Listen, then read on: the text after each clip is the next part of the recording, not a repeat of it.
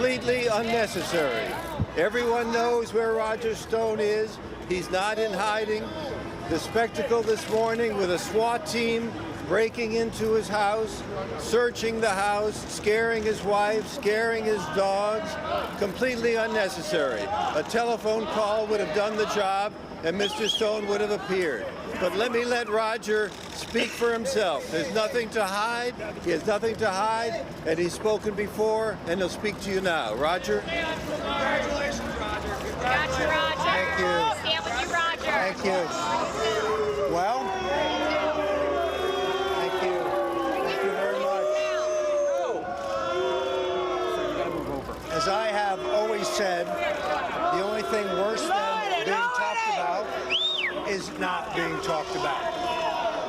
After a 2-year inquisition, the charges today relate in no way to Russian collusion, WikiLeaks collaboration, or any other illegal act in connection with the 2016 campaign.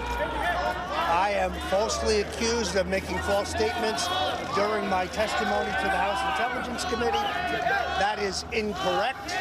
Any error I made in my testimony would be both immaterial and without intent. I find it disturbing that the Special Counsel's Office released a press release prior to informing my attorneys that I would be charged today. This morning, at the crack of dawn, 29 FBI agents arrived at my home with 17 vehicles with their lights flashing when they could simply have contacted my attorneys, and I would have been more than willing to surrender voluntarily. They terrorized my wife, my dogs.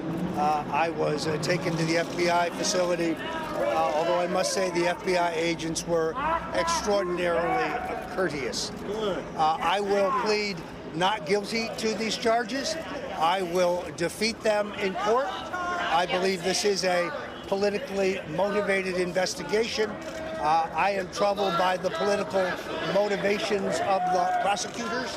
And as I have said previously, there is no circumstance whatsoever under which I will bear false witness against the president, nor will I make up lies to ease the pressure on myself. I look forward to being fully and completely vindicated. Roger, will you in any way cooperate with the Special Counsel's Office? Will you in any way cooperate with the Special Counsel's Office? Since I was not contacted prior to the charges today, and my lawyers have not talked to the special prosecutors, I don't want to address that question, but I have made it clear I will not testify against the president. The president has tweeted that you have guts. Because I would have to bear false witness against him. The president has tweeted that you have guts. What do you think the president meant by that you have guts? I will be appearing for an arraignment in D.C. next week, and I'll address those questions at that time. Roger, the president said that you had guts. He tweeted that. What do you think he meant by that? Well, I intend to tell the truth. I have told the truth through this entire proceeding, and I will prove that in a court of law. How strong is your allegiance to President Trump? I am one of his oldest friends. I am a fervent supporter of the president. I think he is doing a great job of making America great again. If you're convicted, you think contact in the Trump campaign to contact WikiLeaks? No, I've addressed that before. That is incorrect. Roger, if you're convicted, you think the president would pardon you? If you were convicted, you think the president would pardon you? Pardon me? If you were convicted, do you think the president would pardon you? The only person I have advocated a pardon for is Marcus Garvey. NBC News, sir. The question is, do you in any way work with the Russians to help President Trump? Categorically not. No, absolutely not. And the prosecutor, the special prosecutor, We got you, Roger. is gathering We got your evidence. back, Roger. Will you in any way? With all due respect, I haven't even had a chance to read the indictment. You haven't even read the indictment. Correct. My attorneys have. I have not had that opportunity.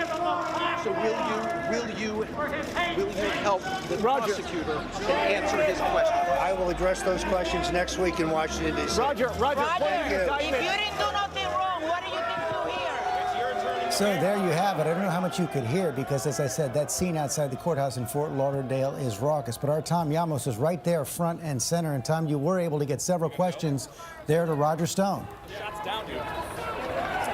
That's right, George. I don't know how much of that you could hear. It was very hard to listen. He focused mainly about the FBI coming to his house today. He claims they scared his wife and his dogs. But there were so many demonstrators here screaming over here, basically chanting, lock him up, lock him up, what was one of the mottos of the Trump campaign, you'll remember, for Hillary Clinton. They were chanting that to Roger Stone. They are still chanting right now. Others are chanting USA. He says he will fight all of these charges. He will plead not guilty. And, George, I asked him directly if he will cooperate with the special counsel's office. He claims they have never called him, and he has no plans on doing that at this moment, but he would comment further later on. I also asked him if he thought President Trump would pardon him if he were ever convicted. All he could say is that he wanted a pardon for Marcus Garvey. And I also asked him, I finally had to ask him, the president recently tweeted that Roger Stone had guts, what he thought he meant by that. And Roger Stone said it's because he's telling the truth. George? Right, and what he also said in answer to your questions is that he would not bear false witness against the president. So he says that there's no way he's going to crumble, no way, he says, that this pressure that apparently the special counsel is putting on him is going to work. He is going to stand, he is going to fight, as we've just seen there right now. And Tom, his denials were very strong right there. But one of the things that Chris Christie was talking about earlier, this indictment includes documentary evidence. That's right, and that's what I was trying to get at in the questions with him, but that's when he walked away from the microphones. According to that indictment, there are text messages, there are phone calls, there are emails with him allegedly speaking to Trump campaign officials and having knowledge of WikiLeaks. And that's one of the reasons why they went in there and they arrested him, and that's one of the reasons why he was in court today. He didn't want to answer specifics of the indictment. In fact, he claimed he hasn't even seen the indictment just yet. Okay, Tom Llamos, thanks very much. I want to bring in Chris Christie again on the phone. Chris, quite a scene there, surreal scene down there in Fort Lauderdale. Vintage Roger Stone in many ways, who's been a sort of political propagandist for the last 30 or 40 years. You saw him say right there very, very strongly he's a supporter of President Trump. No way he would ever turn his back on the president. Well, remember what he said, George. He said, I would never bear false witness against the president. I always try to listen to Roger Stone really carefully because I know he picks his words carefully. That means he's saying I would never do anything to lie to get myself off the hook. He didn't say he wouldn't tell the truth. I think that's one interesting point to make. Secondly, and I think the bigger thing is, in my experience in dealing with 130 people that when I was U.S. attorney, political folks that we indicted and convicted over the course of my career, I never heard a defendant come out on the steps and say, I'm guilty. They got me. They almost always come out, if they speak at all, and say exactly what Roger Stone said. So I don't see anything unusual about this.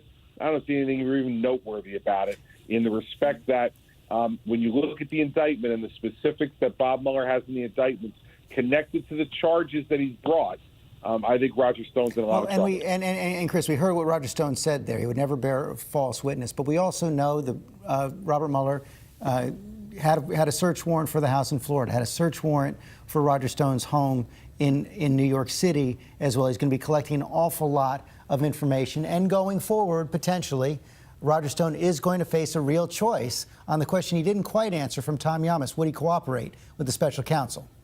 Exactly right. He's going to be facing some significantly potentially some very significant time, George. Years and years in federal prison. And someone of Roger Stone's age is going to have some very, very difficult decisions to make, especially if the special counsel has additional information which can create more problems for Mr. Stone.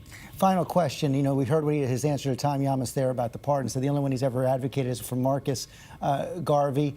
Talk about the political calculations for President Trump as he faces the prospect, perhaps, of pardoning Roger Stone. I got to tell you, George, I can't imagine a political scenario under which he would pardon someone like Roger Stone.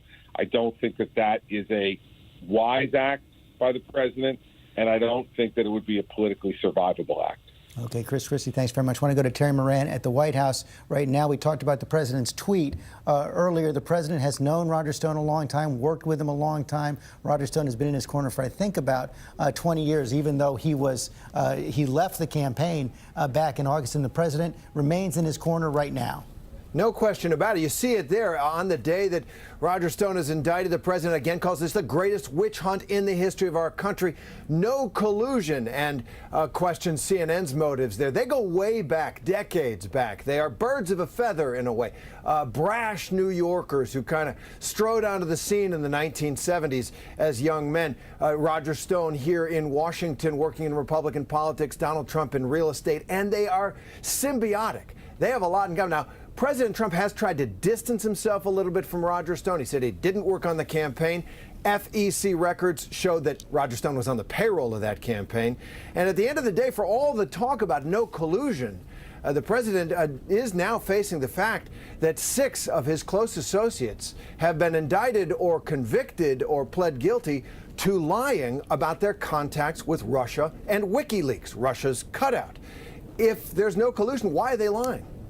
Okay, let me bring that to Pierre Thomas right now. Pierre, over at Justice, we've now seen this indictment from Roger Stone. You heard Roger Stone say that he never had any contact with the special counsel before this indictment. He'll be up in D.C. next week for the formal arraignment. And would you expect that the special counsel does have at least those initial conversations with Roger Stone and his attorneys about cooperation?